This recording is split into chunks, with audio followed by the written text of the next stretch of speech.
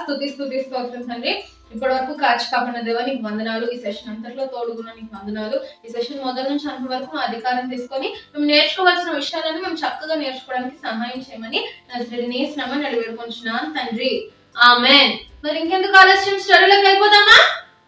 Mister Duke Washington డీసీలోని తన కుటుంబంతో పాటు నివసిస్తూ ఉండేవారు నాన్న. డ్యూక్ అంకుల్ కి ఒక కుమారుడు ఉన్నాడు. ఆ కుమారుని పేరు ఎరిక్ అన్నమాట. అయితే అంకుల్ కి ఒక చాలా మంచి గుడ్ హ్యాబిట్ ఉండేది. అదేంటంటే ప్రతి సండే కూడా సండే సర్వీస్ అయిపోయాక అంకుల్ సాయంత్రం పూట ఎరిక్ తో పాటు కొన్ని పాంప్లెట్స్ కొన్ని స్ట్రీట్స్ లోని పంచుతూ దేవుని స్వార్థ చేస్తూ ఉండేవారు నాన్న. అలాగా అంకుల్ ప్రతి సండే కూడా మరి సాయంత్రం పూట పాంప్లెట్స్ పంచుతూ ఉండేవాడు. అయితే పిల్లలు, ఒక సండే రోజు మాత్రము that was a very special Sunday. ఎందుకో చెప్పనా? ఆ సండే క్రిస్మస్ పడ్డదన్నమాట. ఇంకా క్రిస్మస్ వచ్చేసినప్పటికి మనకి ఎంత హడావిడిగా ఉంటుంది చెప్పండి. క్రిస్మస్ అనగానే ఎన్ని ప్రిపరేషన్స్ చేసుకుంటామో, బట్టలు కొనుక్కోవాలి, ఫుడ్ ప్రిపేర్ చేసుకోవాలి, కేక్స్ తయారు చేయాలి, ఇంటిని డెకరేట్ చేసుకోవాలి, ఇవన్నీ మనం అనుకుంటూ ఉంటాం కదా. సో అలానే అంకుల్ కూడా మరి క్రిస్మస్ సండే పడేసరికి ఇంట్లో అందరికి హెల్ప్ చేస్తూ అన్ని ప్రిపేర్ చేస్తూ అలానే మరి సండే సర్వీస్ వెళ్ళి అటెండ్ అయ్యి వచ్చేసరికి చాలా టైర్డ్ అయిపోతాను నాన్న. ఇంకా ఆ రోజు సండే పడడంతో మన ఎరిక్ ఏం చేసేవాడు మనందరికీ తెలుసు కదా, సాయంత్రం పూట డాడీతో పాటు పాంప్లెట్స్ పంచుతూ ఉండేవాడు. పాంప్లెట్స్ అంటే ఏసే గురించి ప్రింట్ చేయబడ్డ కరపత్రికలు పంచుతూ ఉండేవారు నాన్న.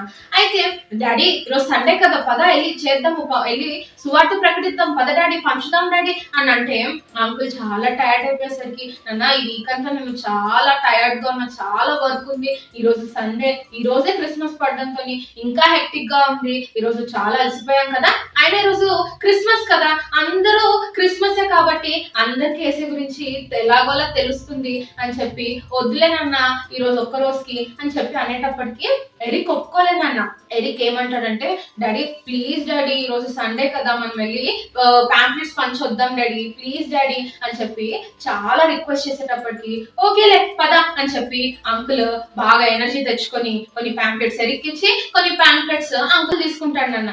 అలా తీసుకొని ఓకే నువ్వు ఈ స్ట్రీట్ లో వెళ్ళి పాంప్లెట్స్ పంచు, నేను ఈ స్ట్రీట్ లో వెళ్ళి పంచుతాలేనన్నా అని చెప్పి అంకుల్ వెళ్ళి పాంప్లెట్స్ పంచుతూ సువార్త చేస్తూ ఉన్నారు. ఆ రోజు క్రిస్మస్ అయ్యేటప్పటికి ఇంకా బాగా దేవుడి గురించి చెప్పడానికి అదొక అవకాశం అయింది నాన్న.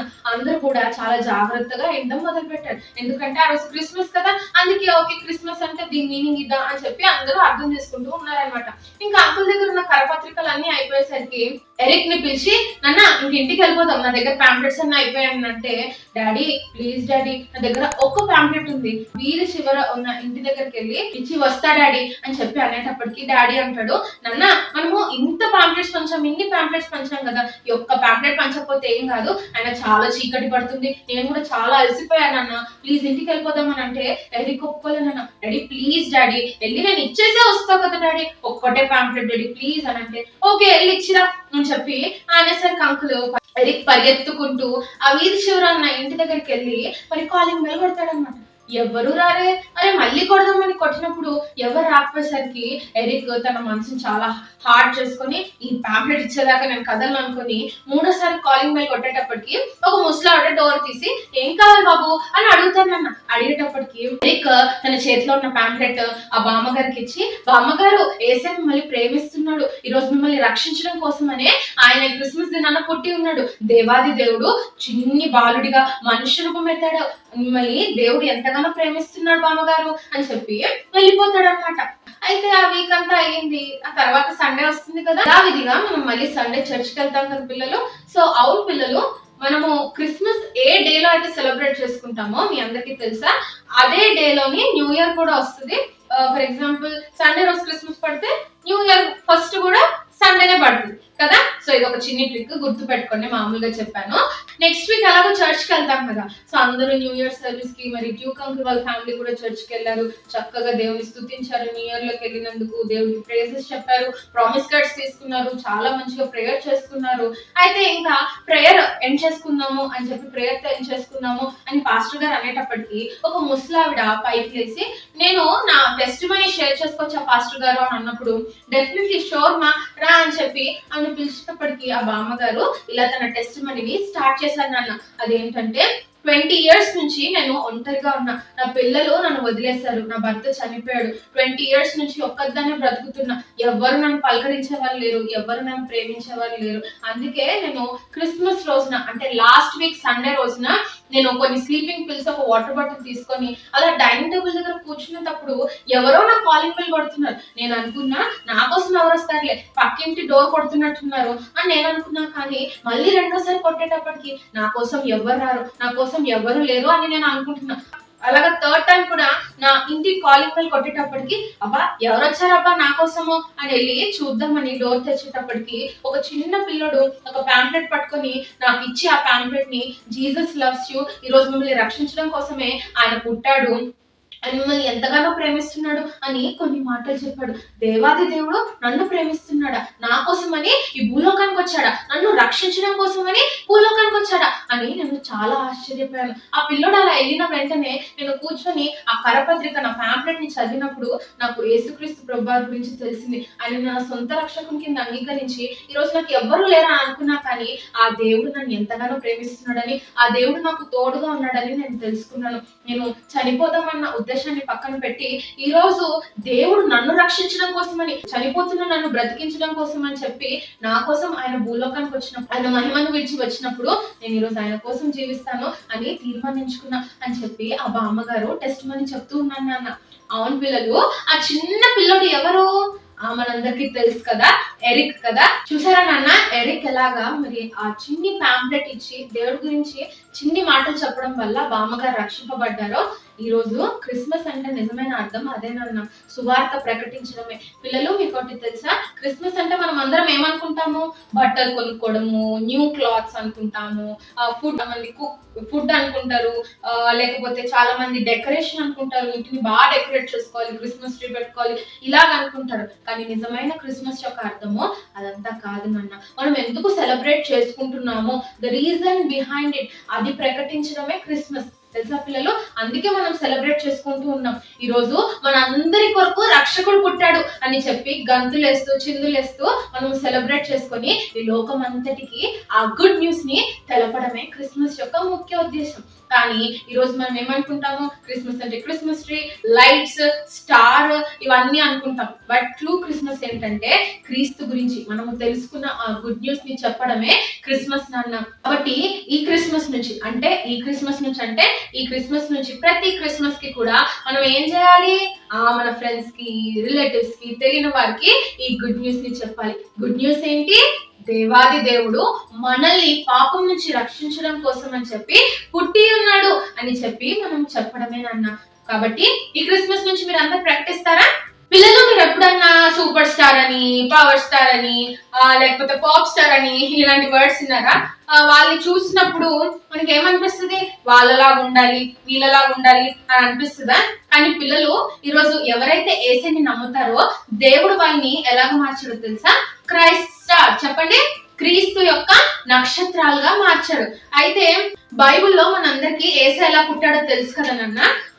అయితే ఆ వైజ్ మెన్ అంటే జ్ఞానులు ఉన్నారు చూడండి, ఆ జ్ఞానులు యేసు దగ్గరికి రావడానికి ఎవరిని చూస్తూ వచ్చారు, ఎవరి సహాయం వల్ల వచ్చారు, ఎవరు దేవుడి దగ్గరికి ఆ జ్ఞానుల్ని నడిపించారు చెప్పండి? ఆ నక్షత్రాన్ని చూస్తూ వచ్చారు కదా. ఆ నక్షత్రం బ్రైట్ గా ఎక్కడైతే షైన్ అయిందో, అరే అక్కడ రక్షకుడు పుట్టాడంట పదండి అని చూస్తూ ఆ స్టార్ ఎక్కడైతే పుట్టిందో దాన్ని చూసుకుంటూ వచ్చారు కదా యేసు దగ్గరికి. పిల్లలు ఈరోజు మనల్ని కూడా యేసు ఎలా నిలబెట్టాడని చెప్పాను, ఆ క్రీస్తు యొక్క నక్షత్రాలుగా నమ్మిన ప్రతి ఒక్కరిని మార్చాను నాన్న. యేసు మనలో ఉన్నప్పుడు మనం యేసుని తెలుసుకున్నాం కదా, జీసస్ ఇస్ లైట్ కదా. సో మనలోని ఆ వెలుతుర్ని, ఆ లైట్ ని ఉంచుతాడు. మనం షైన్ అవుతామా లేకపోతే డల్ గా ఉంటామా, షైనింగ్ స్టార్ లాగా ఉంటామా లేకపోతే డల్ స్టార్ లాగా ఉంటామా అన్నది మన ఇష్టం, మన చేతిలోనే పెట్టాడు. మనం షైనింగ్ స్టార్ లాగా ఉండాలి అని అనుకోండి, ఏం చేయాలి, సువార్త ప్రకటించాలి, ఈ గుడ్ న్యూస్ ని తెలపాలి. అరే మనందరి కోసము రక్షకుడు పుట్టాడు అని చెప్పాలి. అలాగా అది చెప్పకపోతే ఆ లైట్ ని మనలోనే దాచుకున్నాం అనుకోండి, యేసుని ఎవరికి చెప్పకుండా మనతోనే ఉంచుకుంటే మనము షైనింగ్ స్టార్ లాగా ఉంటాం. ఈ రోజు మీకు షైనింగ్ స్టార్ లాగా ఉండాలని ఉందా, డల్ స్టార్ లాగా ఉండాలని ఉందా? షైనింగ్ స్టార్ స్టార్ లాగా ఉండాలని ఉంటుంది అన్న. ఆ వైస్ మెన్ ని ఆ స్టార్ ఎలాగైతే దేవుడి దగ్గరికి నడిపించిందో, ఈ రోజు మనల్ని దేవుడు ఎలా వాడుకుంటున్నాడు, ఆ నక్షత్రాల్లో వాడుకొని అనేక మంది క్రీస్తులోని రావడానికి మనల్ని వాడుకుంటున్నాడు అన్న. కానీ మనము చెప్తే మాత్రమే షైనింగ్ స్టార్ లాగా ఉంటాం, లేదంటే లేదు. కాబట్టి ఈ రోజు యేసయ్య మనల్ని ఎలాగా ఒక పర్పస్ తో అయితే క్రియేట్ చేశాడో, ఈ రోజు మనం ఈ క్రిస్మస్ నా మరి ఆ షైనింగ్ స్టార్ లాగా మనము ఉందాము. మనము ఇంటికైతే స్టార్ పెట్టుకుంటాం కదా, క్రిస్మస్ ట్రీకి పైన స్టార్ పెట్టుకుంటాము, కుదిరిన చోటల్లో స్టార్లు పెట్టుకుంటూ ఉంటాం. కానీ ఈ రోజు ఆ స్టార్ లేని అవసరం లేకుండా మనమే ఒక షైనింగ్ స్టార్ లాగా ఉండి మన ఫ్రెండ్స్ కి, నైబర్స్ కి, ఈసారి ఇంకా 2 days ఉంది కదా క్రిస్మస్ రావడానికి. So before all these things మీ అందరికి వచ్చి అందరు గ్రీట్ చేస్తూ ఉంటారు, happy Christmas, happy Christmas, merry Christmas అని కదా. అప్పుడు వాళ్ళు అలా గ్రీట్ చేసినప్పుడు సేమ్ టు యూ అని చెప్పి చిన్నిగా దేవుడి గురించి చెప్పడానికి ట్రై చేయండి నాన్న. యేసయ్య మిమ్మల్ని ప్రేమిస్తున్నాడు, మనందరినీ రక్షించడం కోసమనే యేసయ్య ఈ రోజు భూలోకానికి వచ్చాడు అని చెప్పి మనము ప్రకటిద్దాము. ఆ షైనింగ్ స్టార్ లాగా ఉందాము. యేసయ్య దగ్గరికి అనేక మందిని తీసుకొని వచ్చే షైనింగ్ స్టార్ లాగా, బ్రైట్ స్టార్ లాగా మనం కూడా ఉందాం నాన్న. మరి ఒక ప్రేయర్ చేసుకుందామా? యేసయ్య నేను కూడా ఆ షైనింగ్ స్టార్ లాగా ఉండాలనుకుంటున్నా యేసయ్య. ఆ సారి ఏ స్టార్ కూడా అంత బ్రైట్ గా షైన్ అవ్వాలి, కానీ యేసయ్య ఇక్కడ ఉన్నాడని తెలపాలనుకున్న స్టార్ మాత్రమే షైన్ అయింది. ఈరోజు యేసయ్య గురించి ప్రకటించాలి అని మనసు మనకు ఉండడం మాత్రమే కాదు, కానీ ప్రకటించిన వారు మాత్రమే బ్రైట్ స్టార్ గా దేవుడు వాడుకొని వాళ్ళ ద్వారా అనేక మంది దేవుడిని తెలుసుకున్న స్టార్స్ లాగా మనల్ని నిలబెడతారు. మరి ప్రేయర్ చేసుకుందామా? యేసయ్య నన్ను కూడా అలా నిలబెట్టేసాయి, నేను కూడా ప్రకటిస్తాను అని. స్తోత్రం తండ్రి, స్తోత్రం యేసయ్య, స్తుతి స్తుతి స్తోత్రం తండ్రి. ఇప్పటి వరకు కాచి కాపాడడం నీకు వందనాలు. ఈ రోజు మా అందరినీ కూడా షైనింగ్ స్టార్స్ లాగా, క్రీస్తు యొక్క స్టార్ లాగా నిలబెట్టండి. అవును తండ్రి, ఆ నక్షత్రాన్ని ఎలాగైతే వాడుకొని జ్ఞానుల్ని దగ్గరకు వచ్చి నువ్వు పూజించేలాగా నువ్వు ఆ నక్షత్రాన్ని వాడుకున్నావో, ఈ రోజు మమ్మల్ని కూడా వాడుకొని అనేక మంది నిన్ను తెలుసుకునేలాగా సహాయం చేయండి తండ్రి. ఈ ప్రతి చిన్న బిడ్డని ప్రత్యేకంగా ఆశీర్వదించమని నువ్వే సమస్త మహిమ ఘనత ప్రభావం పొందుకోవచ్చు. నజరేయుడైన యేసు నామమున అడిగి కొంచెం తండ్రి, ఆమేన్. మరి మెమరీ వర్డ్స్ నేర్చుకుందామా పిల్లలు? 9, 6 ఏలయనగా మనకు శిశువు పుట్టెను, మనకు కుమారుడు అనుగ్రహింపబడెను, ఆయన భుజముల మీద రాజ్యభారం ఉండును. యెషయా 9, 6. పిల్లలు ఈ మెమరీ వర్డ్స్ చక్కగా నేర్చుకోండి. మరి మీ అందరి కోసం ఇప్పుడు ఒక స్కిట్. గాబ్రియేలను దేవదూత గలిలియాలోని నజరేతు ఊరిలో దావీదు వంశస్థుడైన యోసేపు అను ఒక పురుషునికి ప్రదానము చేయబడిన కన్యక యొద్దకు దేవుని చేత పంపబడెను. ఆ కన్యక పేరు మరియా. దయాప్రాప్తురాల, నీకు శుభము, దేవుడు నీకు తోడై ఉన్నాడు. ఆ శుభవచనము ఏమై ఉండవచ్చు? మరియా, భయపడకు, దేవుని వలన నీవు కృప పొందితివి. నీవు గర్భము ధరించి కుమారుని కని ఆయనకు యేసు అని పేరు పెట్టుదువు. ఆయన గొప్పవాడే, సర్వోన్నతుని కుమారుడు అనబడును. ప్రభువైన దేవుడు ఆయన తండ్రి అయిన దావీదు సింహాసనము ఆయనకి ఇచ్చును. ఆయన యాకోబు వంశస్థులను యుగయుగములు ఏలును. ఆయన రాజ్యము అంతము లేనిదై ఉండును. నేను పురుషుని ఎరుగని దాననే, ఇది ఎలాగు జరుగును? పరిశుద్ధాత్మ నీ మీదికి వచ్చును, సర్వోన్నతుని శక్తి నిన్ను కమ్ముకొనును, కనుక పుట్టబో శిశువు పరిశుద్ధుడై దేవుని కుమారుడు అనబడును. ఇదిగో ప్రభు దాసరాలను, నీ మాట చొప్పున నాకు జరుగును గాక. ఆమె భర్త అయిన యోసేపు నీతిమంతుడై ఉండి ఈ సంగతులు తెలిసినప్పుడు ఆమెను అవమానపరచనొల్లక రహస్యముగా ఆమెను విడనాడ ఉద్దేశించెను. అతడు ఈ సంగతులను గూర్చి ఆలోచించుకొనుచుండగా ఇదిగో ప్రభువు దూత స్వప్నమందు అతనికి ప్రత్యక్షమై, దావీదు కుమారుడైన యోసేపు, నీ భార్య అయిన మరియను చేర్చుకొనుటకు భయపడకు. ఆమె గర్భము ధరించినది పరిశుద్ధాత్మ వలన కలిగినది. ఆమె ఒక కుమారుని కనును, తన ప్రజలను వారి పాపముల నుండి ఆయనే రక్షించును, కనుక ఆయనకు యేసు అని పేరు పెట్టుదురు అని ప్రభువు తన ప్రవక్త ద్వారా పలికిన మాట నెరవేరునట్లు ఇదంతయు జరిగేను. యోసేపు నిద్ర మేల్కొని ప్రభువు దూత తనకు ఆజ్ఞాపించిన ప్రకారము తన భార్యను చేర్చుకొనెను. సర్వలోకమునకు ప్రజా సంఖ్య వ్రాయవలెనని కైసరు అగుస్తు వలన ఆజ్ఞ. అందరూ మీ మీ పట్టణములకు వెళ్ళి మీ పేర్లు నమోదు చేసుకోండి. అందరూ ఆ సంఖ్యలో వ్రాయబడుటకు తమ తమ పట్టణములకు వెళ్ళిరి. యోసేపు దావీదు వంశంలోను గోత్రములోను పుట్టినవాడు గనుక తనకు భార్యగా ప్రదానము చేయబడిన గర్భవతి అయి ఉండిన మరియతో కూడా ఆ సంఖ్యలో వ్రాయబడుటకు గలిలియాలోని నజరేతు నుండి యూదయాలోని బెత్లెహేం అనబడిన దావీదు ఊరికి వెళ్ళెను. వారక్కడ ఉన్నప్పుడు ఆమె ప్రసవ వేదనలు నిండెను గనుక, మా భార్యకి మీ సత్రంలో స్థలముందా?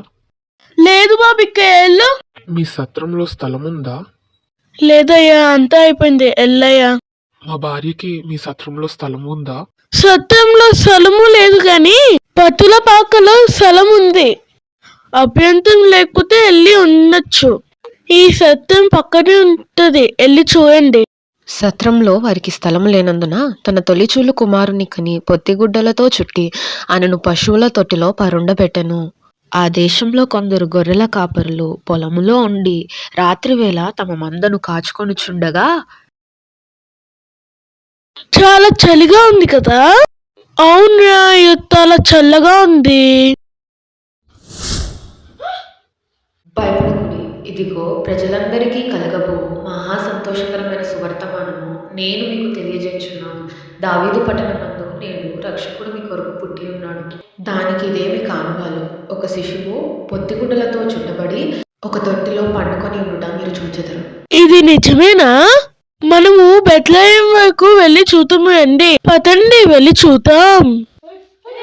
రాజైన హేరోదు దినములయందు యూదా దేశపు బెత్లెహేములో యేసు పుట్టిన పిమ్మట ఇదిగో తూర్పు దేశపు జ్ఞానులు యెరూషలేముకు వచ్చి, నక్షత్రం ఇక్కడ ఆగలేదు కదా, రాజుకే పోతానన్నాను కదా. రాజు రాజకీయాల్లో కాకుండా ఎక్కడ పోతాయో.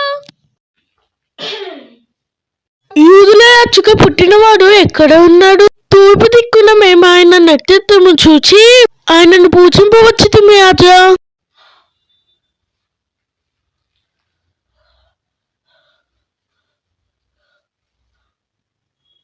మీ వెళ్ళి ప్రధాన యాత్రికులను తాతులను అన్నయ్యను పిలిపించండి.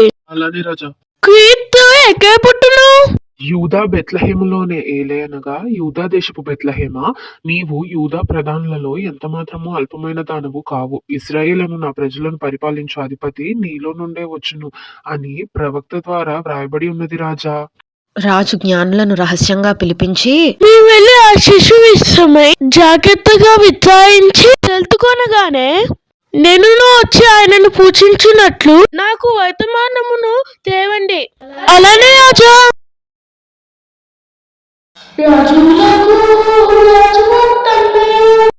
దూత మాకు ఎక్కకు ఇక్కడ పుట్టారని చెప్పింది. దూత పాడుడి రక్షకుని స్తుతించుడి, ఆ ప్రభుండు పుట్టెను బెత్లెహేమునందున. భూనివాసులందరూ మృత్యుభీతి గెంతురు, నిన్ను వారికి ఆత్మశుద్ధి కల్గును. దూత పాడుడి రక్షకుని స్తుతించుడి. దూత పాడుడి రక్షకుని స్తుతించుడి, ఆ ప్రభుండు పుట్టెను బెత్లెహేమునందున. పిల్లలు మనందరం కూడా నెక్స్ట్ వీక్ కలుసుకుందాము. అవును పిల్లలు, ఈసారి క్రిస్మస్ కి అండ్ ఈ క్రిస్మస్ నుంచి ప్రతి క్రిస్మస్ కి కూడా మనకి స్టార్స్ అవసరం లేదు. ఎందుకు? మనమే ఒక బ్రైట్ షైనింగ్ స్టార్ లాగా ఉందాం. మరి మీరందరూ కూడా మీ ఫ్రెండ్స్ అందరికీ కూడా సువార్త ప్రకటిస్తారు కదా, ఈ గుడ్ న్యూస్ ని చెప్తారా మన కోసం రక్షకుడు పుట్టాడని. మరి మనందరం కూడా నెక్స్ట్ వీక్ కలుసుకుందాం. అందరికీ ఉంటాను.